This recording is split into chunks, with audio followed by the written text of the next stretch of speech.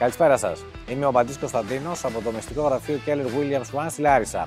Σήμερα βρισκόμαστε στον κεντρικό πεζόδρομο της Λάρισσας, στην οδό Κούμα, και θα δούμε ένα γραφείο πρώτου ορόφου 62,5 τετραγωνικά μέτρα.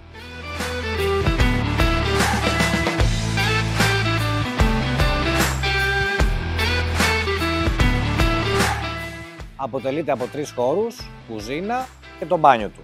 Επιπροσθέτως, μπορεί να χρησιμοποιηθεί και σαν διάρρη, εάν κάποιος χρειάζεται κατοικία.